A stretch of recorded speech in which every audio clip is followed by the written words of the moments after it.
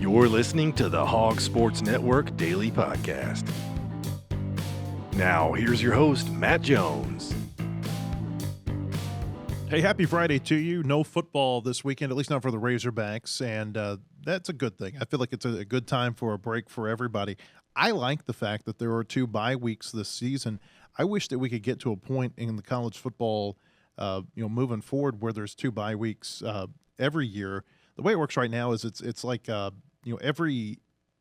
championship games are always set in December, and the kickoff weekend is always set Labor Day weekend, and every now and then you get an extra weekend that goes between Labor Day and between that first weekend in December, and that's why we've got 2 bye weeks this year.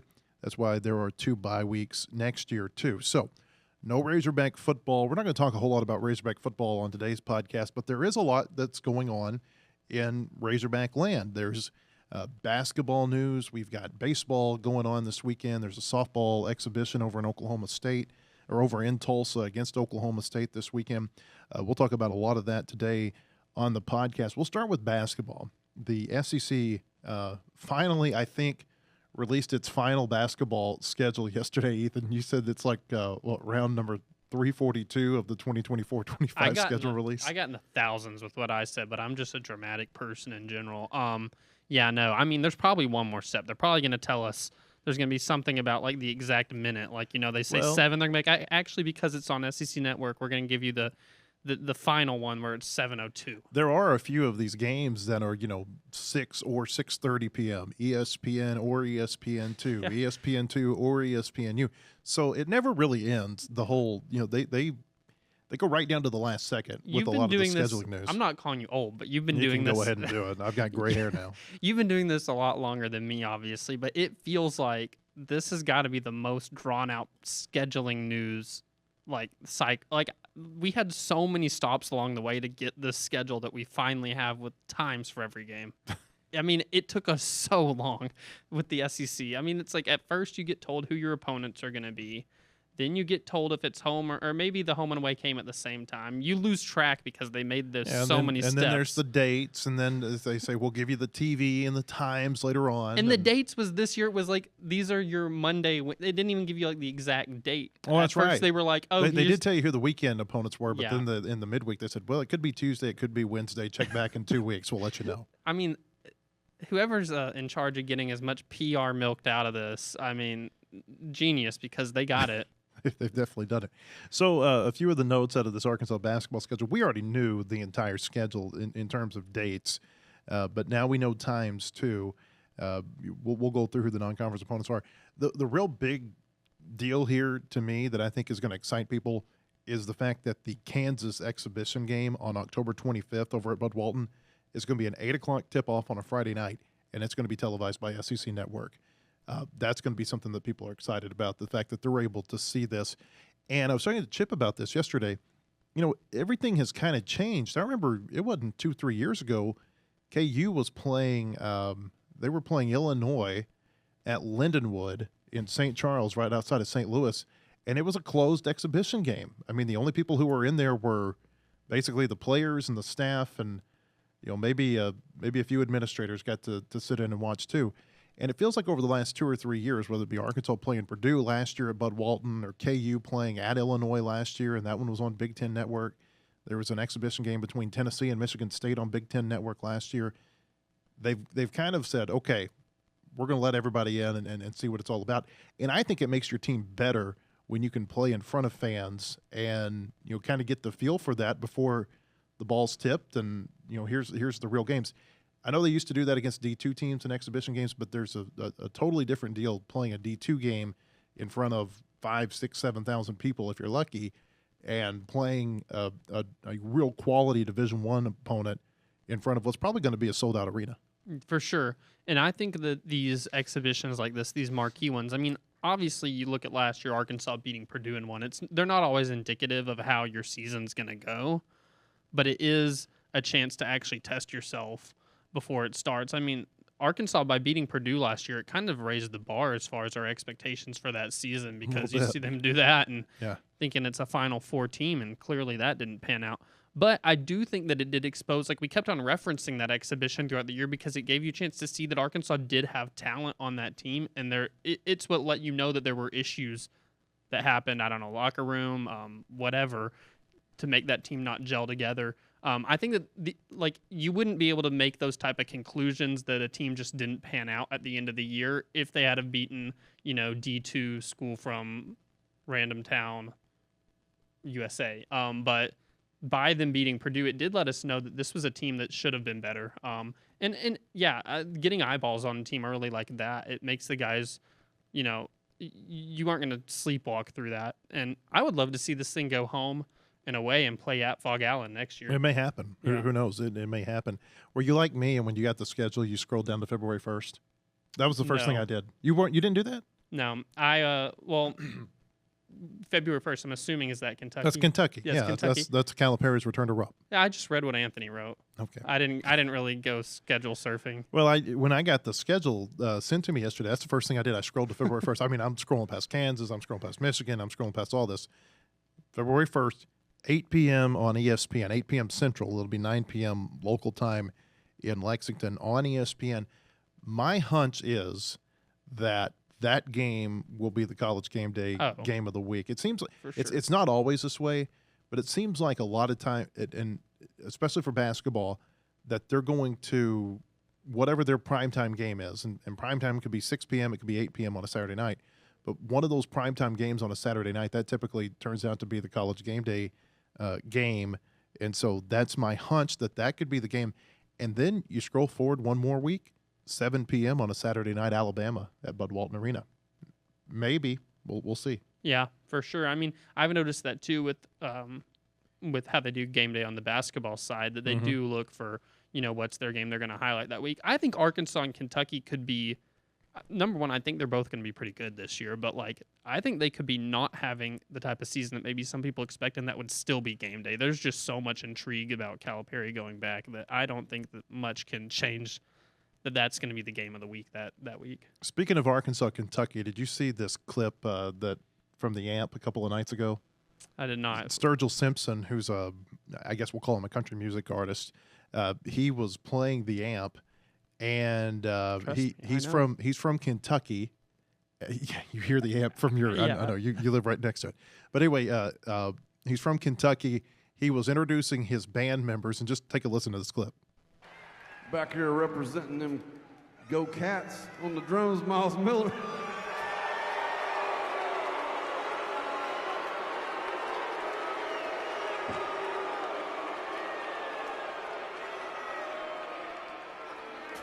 Don't be mad. Don't be mad. You had your chance. Calipari's gone. Now get ready to get that ass whooped. You know what's coming. I'm just saying. Mark Pope ain't around, okay?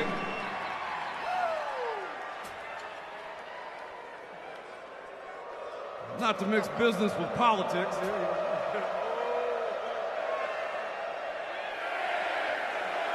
All right, thank you very much. Good night. You guys are great.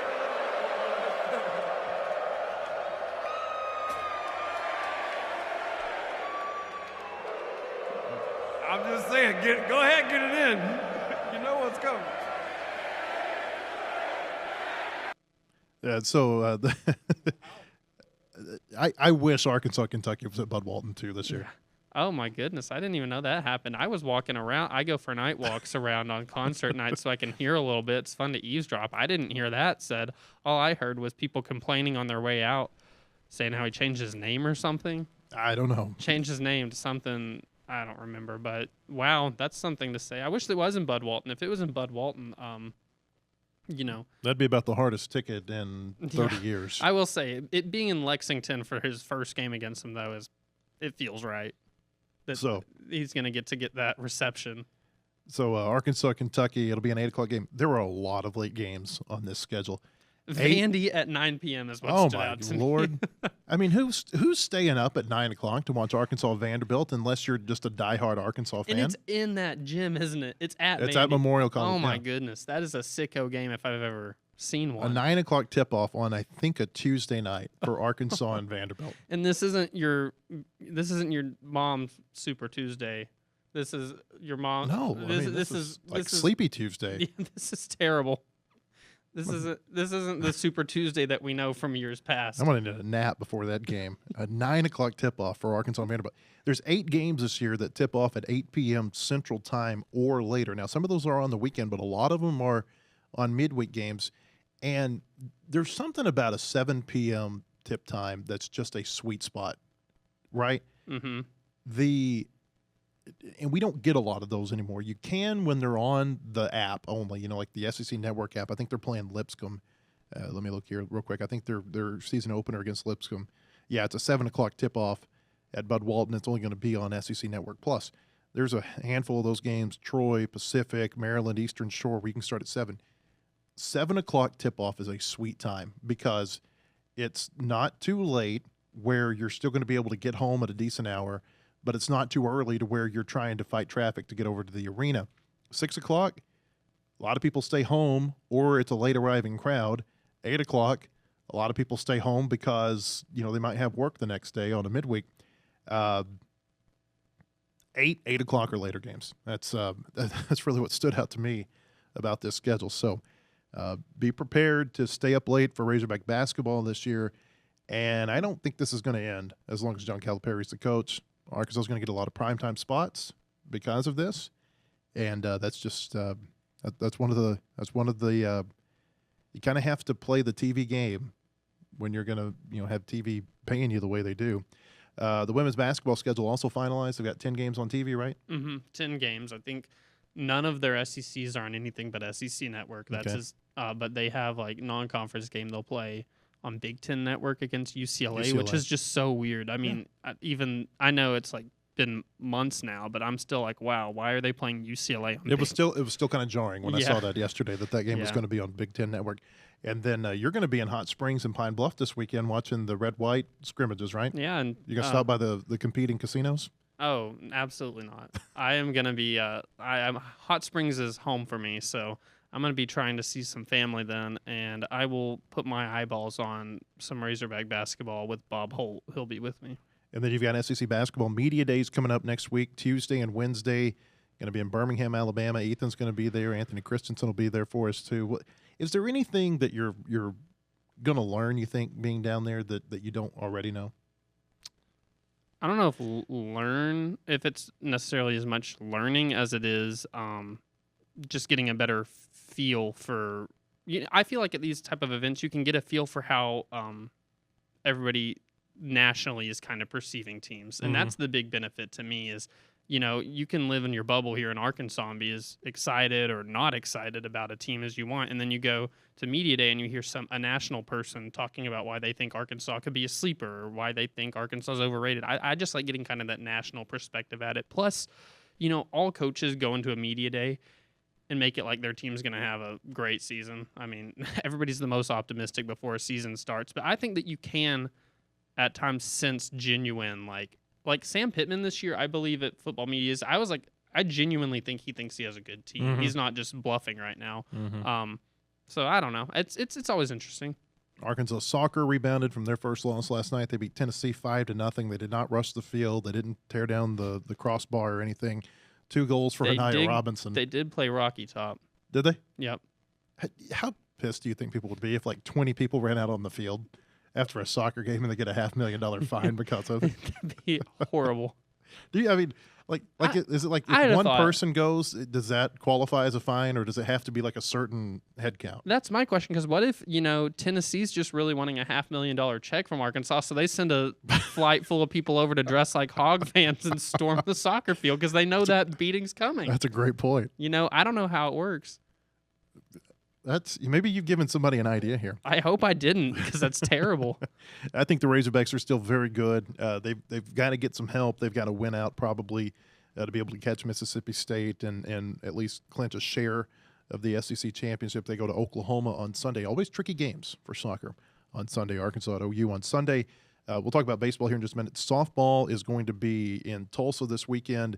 They're going to be playing Tulsa at 12:30. This is on the TU campus in downtown Tulsa. And then they'll play Oklahoma State at 3 p.m. on Saturday. Oklahoma State's been to the Women's College World Series 5 years in a row. Tulsa's not a bad program. This is a real good test for Courtney Deifel's group. Exactly. It's a barometer, I think, of how far along this new team that she has is she's relying on a lot of freshmen this year, but they are really good. That's the thing. It's like you don't go into a season doing this as long as she has, relying on freshmen without knowing what you have in them. She knew what she had because they are some absolute. I think that you keep this freshman class together with them, and they're you've already had groups that have been program changers in the past that stuck together and played years. I think this could be that group that's a program changer in the fact that they take it to a level it hasn't been yet.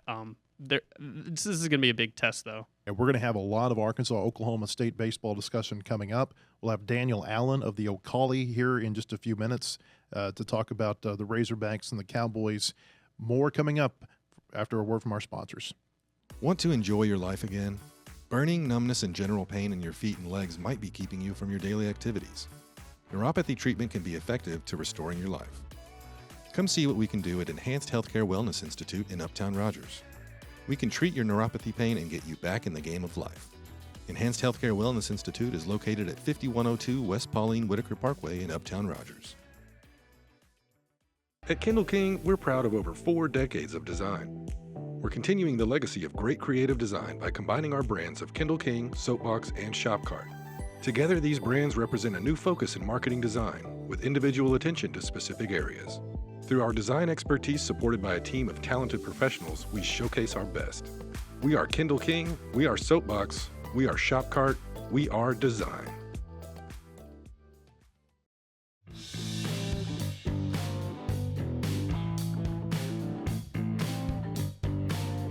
Hey, welcome back. We appreciate you being here. I want to tell you about our friends over at Enhanced Healthcare Wellness Institute. They are your source for holistic wellness and your healthy lifestyle changes.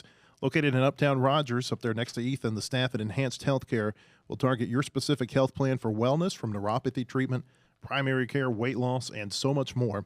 You can count on the experts at Enhanced Healthcare Wellness Institute in Rogers. Hey, speaking of Rogers, your Mounties lost to the Purple Dogs last weekend. That was a fun game. Yeah, they almost. I tuned in off and on, and I caught the last minute. I feel like I watched it wasn't the same game, but very similar endings between Fayetteville Rogers last Friday night and then Arkansas Tennessee on Saturday. Fayetteville scores a touchdown with 58 seconds left to go ahead. Rogers comes down. They run the band is on the field play, a lateral play. They get to the Fayetteville 8-yard line as time expires. And then, so you leave that, and then you go to Razorback Stadium the next night. Arkansas scores a late touchdown to go up, and here comes Tennessee right down at the end. I mean, it felt very much like watching the same game. I don't know if we have any field rushing fines at the high school level, but Nobody rushed the Rogers field. had Rogers pulled that one off with that on last homecoming? play. Yeah. I don't know if they pay the other school, but Fayetteville would have been getting a check. Fayetteville play-by-play guy might have. They surely don't have anything high school for. I don't think so.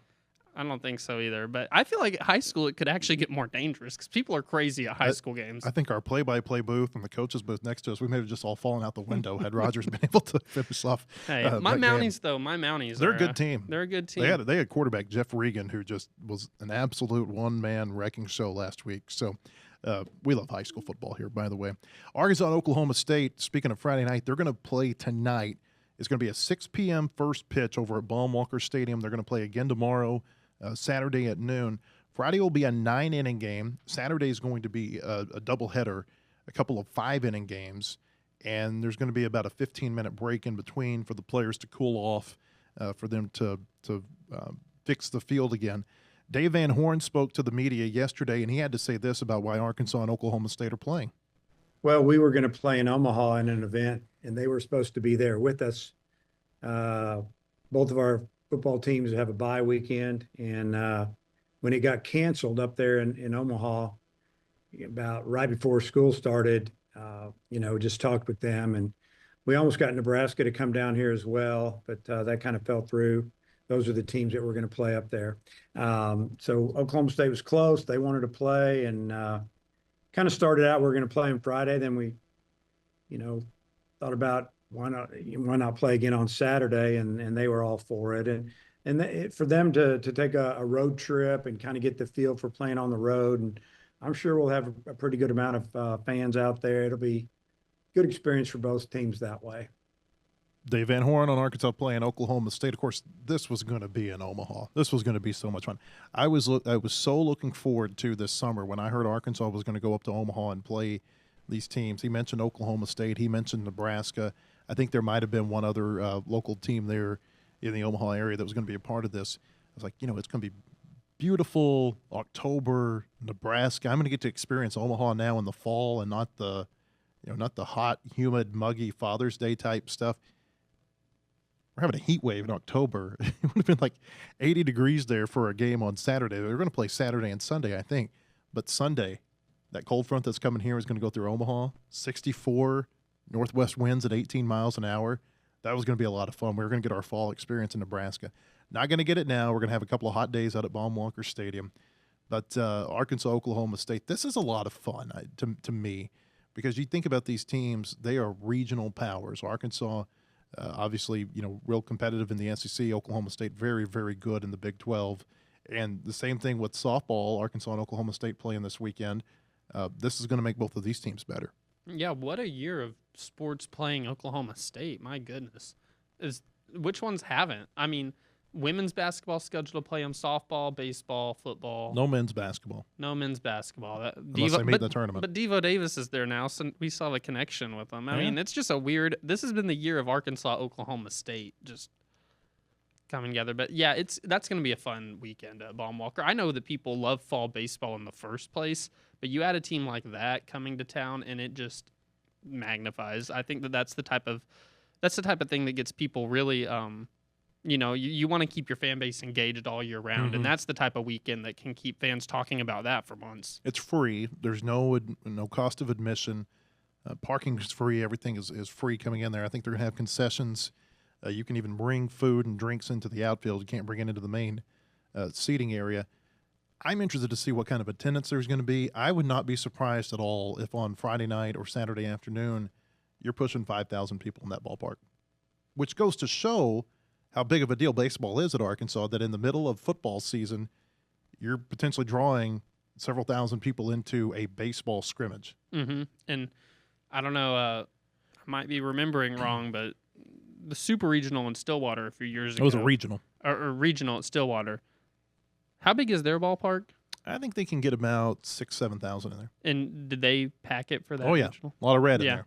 But, I mean, just the fact that Arkansas could potentially, for a fall scrimmage, get about as many that were in that ballpark for a regional. But in fairness, if they had a 10,000-seat ballpark, they would have had 10,000 in there that weekend.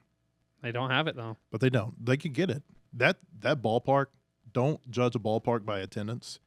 That is, for my money, maybe the best ballpark in America. O'Brien Stadium at Stillwater. It's beautiful. All I was trying to say is you could get as many eyeballs in a stadium on these two teams playing because it's at Baum-Walker. I understand. It's a cool deal. This is a different looking Arkansas team. We've had Matt Hobbs, we've had Nate Thompson on our podcast in previous weeks, just talking about how different things are offensively. More small ball principles. They're still going to hit home runs. They're still going to have some power. But they're going to be, I think, a more well-rounded baseball team. I think they're going to be more aggressive on the bases, quicker overall, and more athletic. That's what Van Horn said at the end of last season. They're going out and they're trying to recruit better athletes. What I've seen from this team is that they're going up the middle and they're going to the opposite field a lot more offensively. They really like how this team looks offensively. I think that the pitching is going to be fine. They've got a lot of veteran pitchers in. They've got some new pitchers in.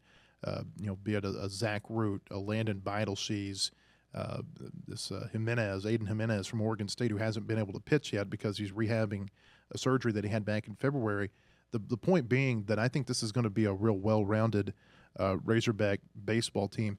They haven't scrimmaged as much this fall as they typically do. Typically, you go over there in the fall, and they're scrimmaging every day. It's been a lot more practicing this fall, and Dave Van Horn had this to say about that. Haven't scrimmaged as much. That's probably the first thing I could tell you, that we don't have near as many at bats as we've had probably the previous 7 or 8 falls here. Normally probably around 80 at bats is what you'd get in the fall. We scrimmage a lot. The guys are mostly 40 at bats maybe, and just because we've done a lot more just practicing. And what I mean by that is working on skills and really offensively working on other things besides, just hitting, working on a lot of base running and, bunting, things like that. Put in a lot of time with that. So hopefully it'll pay off. Oklahoma State's got a solid team coming back. They've got 5 position players who started 37 or more games last season. That was a team that hosted a regional, didn't make it past their regional, had a disappointing regional weekend just like Arkansas.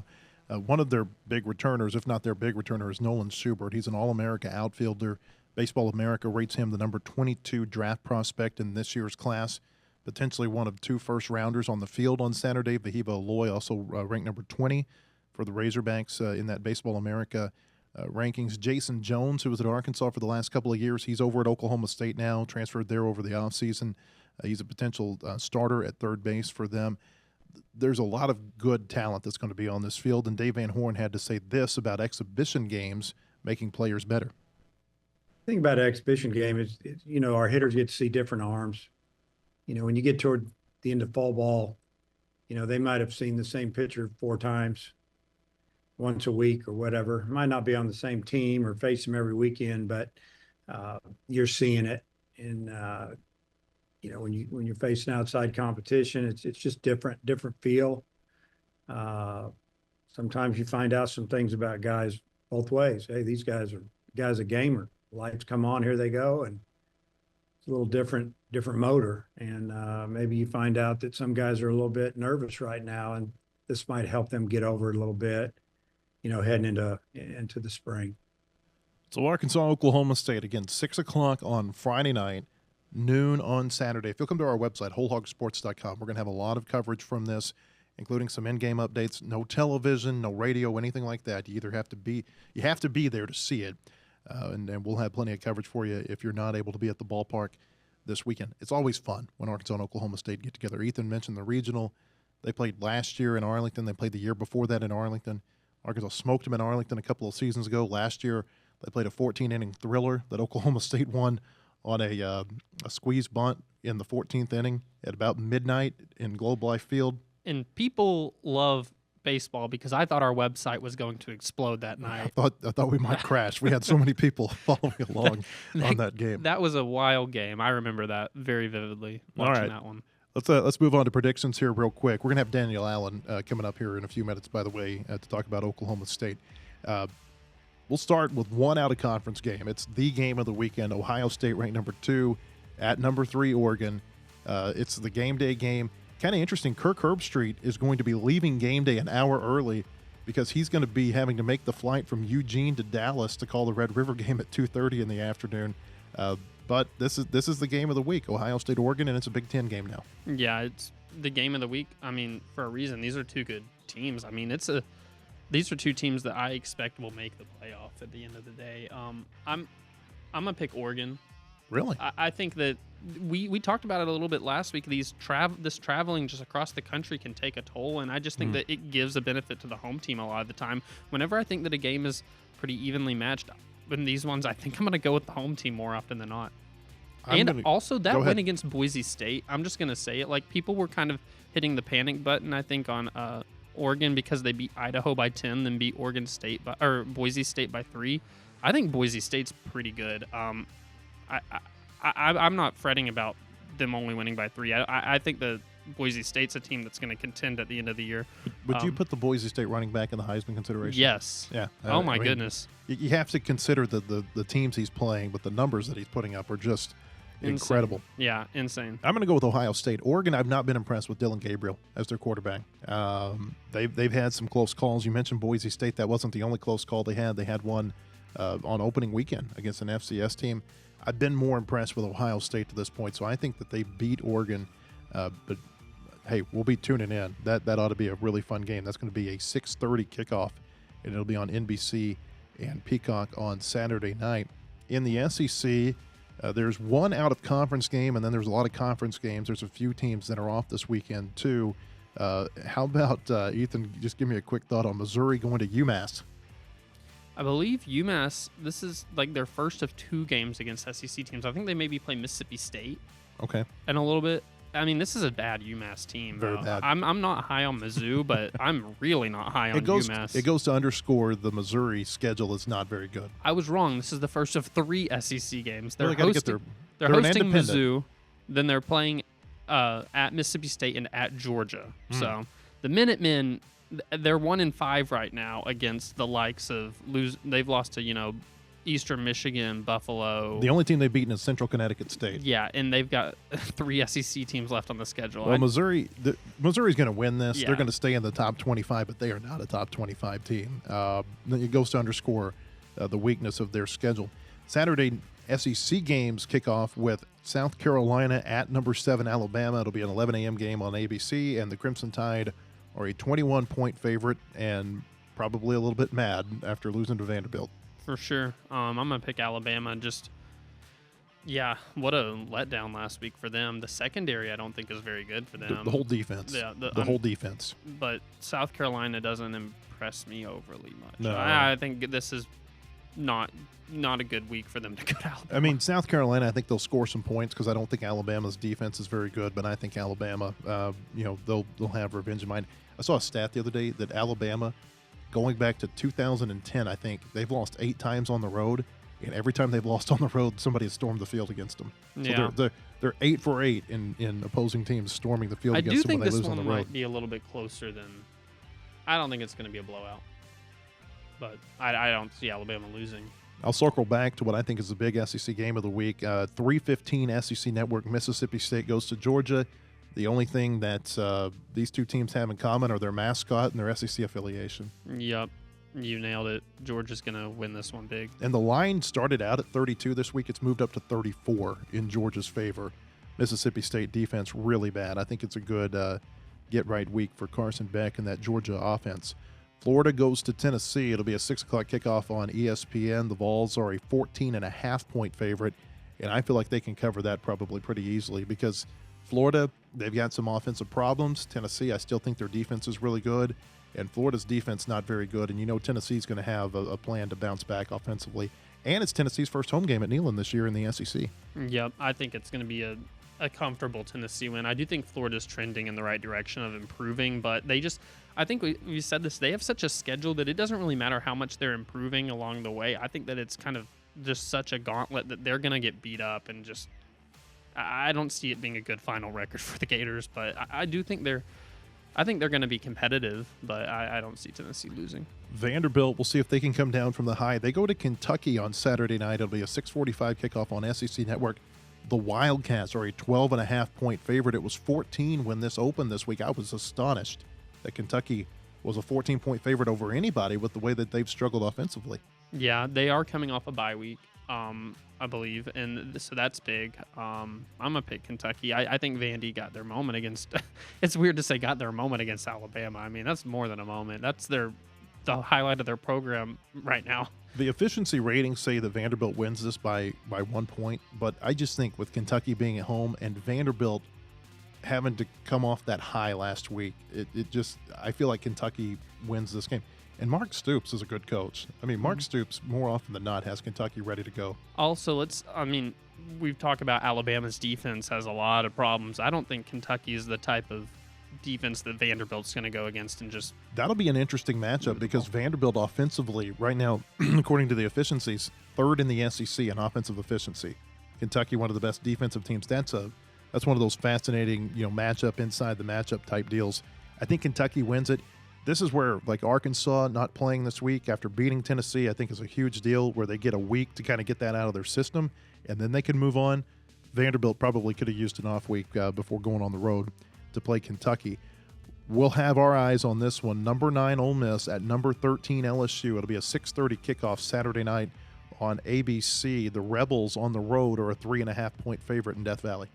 Yeah, if this game was played at Ole Miss, I'd be really confident picking the Rebels. I'm still going to pick them, but I don't know. It's just setting up to be like one of those close games. I remember last year when they played, that was a wild game. If I remember. It usually is when they get together. I mean, whatever the final score was last year, it was like added together near 100 points, I think. Let me look real quick. It was 55-49 Ole Miss. A shootout. Shootout game. And I think that you once again have two good offenses with defenses that we don't know. I think Ole Miss's defense is really good. Efficiency-wise, they're the best defense in the SEC. Well, yeah, I guess whenever you play Kentucky and South Carolina. It helps. I mean, but- I'm not saying they've played the best schedule, but still, I mean, they've shut down the teams when they've had to play. This is the first time they're going to be really tested, in my opinion. I don't trust LSU. Yeah, I don't trust them. I don't trust I trust Ole Miss more than I Yeah. trust LSU. I think Ole Miss is a fringe playoff team. And in order to get to the playoffs, they're going to have to win a lot of games, and they're going to have to win a game like this. I'm going to take Ole Miss on the road to beat LSU. I think they're a better team. And then finally, the big SEC game of the weekend, some might think it's Ole Miss and LSU. I think it's Red River. The first time that you get a Red River SEC game. Texas ranked number 1. They're undefeated. Oklahoma, I don't know how to feel about Oklahoma, but they are 4-1, and they're ranked number 18. This is going to be a 2:30 kickoff in Dallas at the Cotton Bowl, Texas State Fair, and it'll be televised on ABC. The Longhorns are a 14.5-point favorite. Yeah, and it sounds about right to me. I think it's going to be about that score. I'm really confident in Texas this year, just of what they have, and I just don't feel the same way about Oklahoma. I just still have too many questions, especially with that offense. Quinn Ewers is going to be back this weekend for the Longhorns. He's going to be starting. Oklahoma's defense is really good. That's the one thing I want to see is how good can Oklahoma's defense be against that Texas offense? Because Oklahoma, I feel like in order to win this game because of their offensive problems, they do have a new quarterback, and we'll see how things go with Michael Harris now. But they're going to have to keep this a low-scoring game. And if they can keep it a low-scoring game, then it becomes really interesting. If Texas can jump out and score a couple of touchdowns in his first 3 or 4 drives, I think Oklahoma's going to have a tough time keeping up with them. I'll be interested to go see how that goes. Texas, I think they win. I want to see if OU can keep it closer than people think. You want to know why Texas and OU are in the league? It's this game in large part. The SEC adds a huge rivalry game to its TV inventory, and this is going to be a big weekend for the SEC getting to showcase this. Yeah, and I will say it helps that Texas has Georgia next week. And a lot of times you can get caught in that trap game against an opponent the week before. That won't happen this week because it's the Red River rivalry. It kind of spares them from that. I love this game. I love watching this game every year. I'm telling you, if Arkansas wasn't playing Oklahoma State, I might find myself down in Dallas watching this thing because it's an experience that I've always wanted to have is to go just see that stadium 50-50 down the middle and experience that. I think it's one of the great rivalries in college sports. So Texas and OU on Saturday afternoon. ABC. I think we're both taking Texas. Yeah. We'll see if OU can keep it close. All right, Daniel Allen will be with us here in just a few minutes as we continue to look forward to Arkansas, Oklahoma State. He covers the Cowboys baseball program. Ethan, have fun on your road trip through Hot Springs, Pine Bluff, Birmingham. Anything else? Pit stop in Little Rock for some barbecue. I think that's what Chris Stapleton says. But we're actually just making a pit stop for sleep. So hopefully you don't have the blue lights in your rear view by West Memphis. Yeah. All Hopefully not. Have a good trip. We'll talk to Ethan next week from Birmingham. Daniel Allen coming up in just a moment after another word from our sponsors. Want to enjoy your life again? Burning, numbness, and general pain in your feet and legs might be keeping you from your daily activities. Neuropathy treatment can be effective to restoring your life. Come see what we can do at Enhanced Healthcare Wellness Institute in Uptown Rogers. We can treat your neuropathy pain and get you back in the game of life. Enhanced Healthcare Wellness Institute is located at 5102 West Pauline Whitaker Parkway in Uptown Rogers. At Kindle King, we're proud of over 4 decades of design. We're continuing the legacy of great creative design by combining our brands of Kindle King, Soapbox, and Shopcart. Together, these brands represent a new focus in marketing design, with individual attention to specific areas. Through our design expertise supported by a team of talented professionals, we showcase our best. We are Kindle King, we are Soapbox, we are Shopcart, we are design.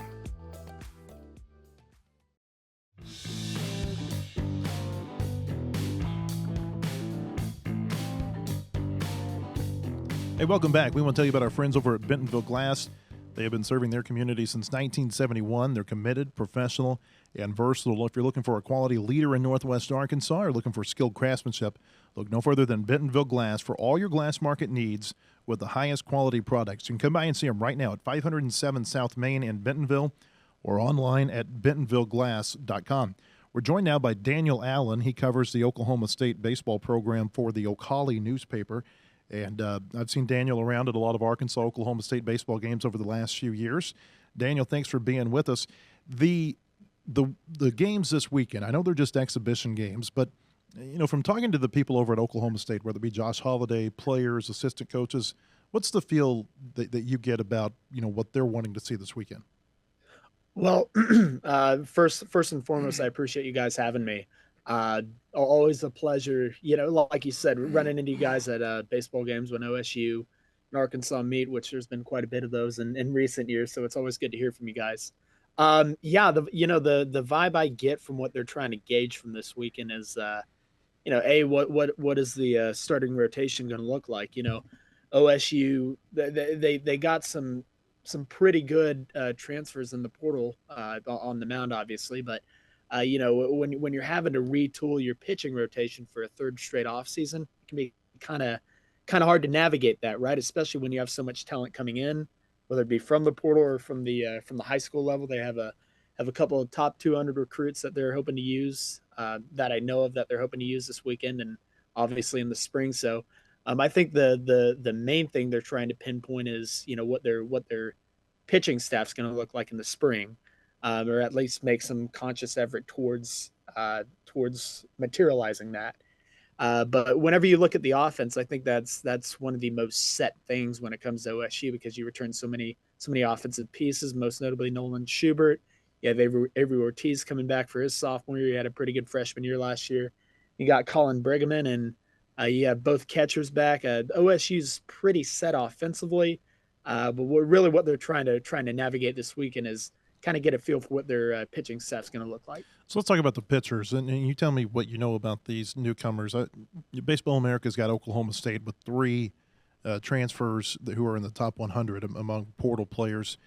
You've got Sean Youngerman, a right-hander who came in from Westmont College, a D2 school.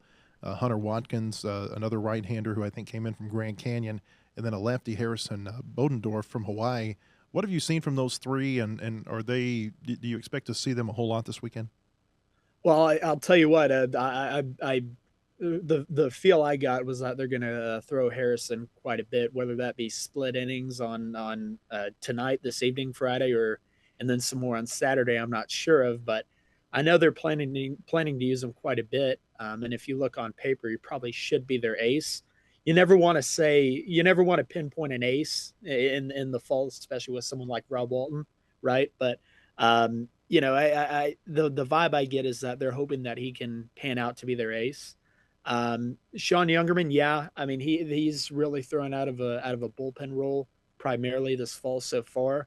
I wrote something for our Friday paper this week. I wouldn't be shocked if they try and kind of mold him into a starting role in a midweek role.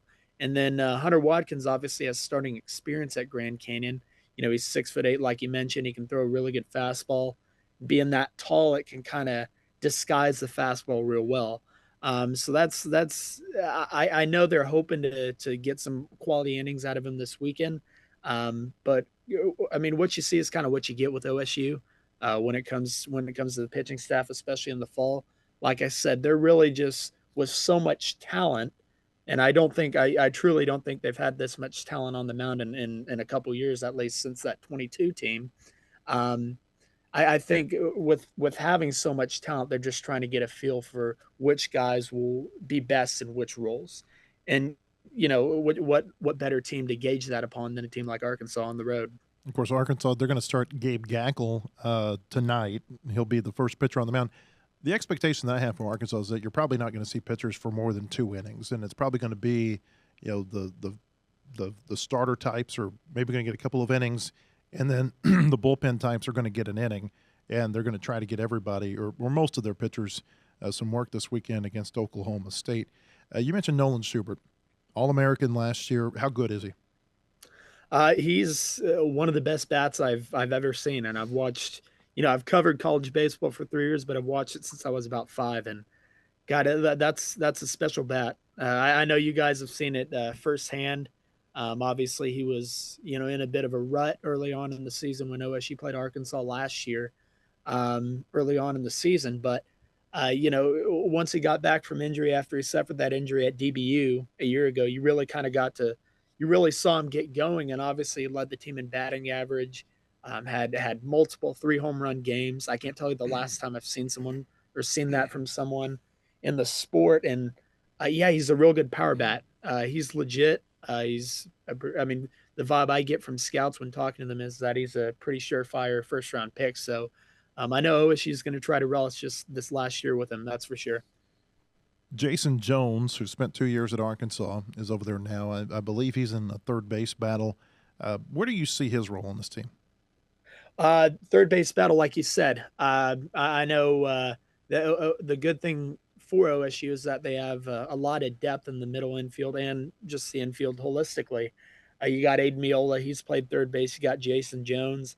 I know they've played him in the outfield some in the fall, so he could be a viable option there. But I know a year ago, OSU got Lane Forsythe from Mississippi State, a really good defensive player, wasn't real flashy on offense.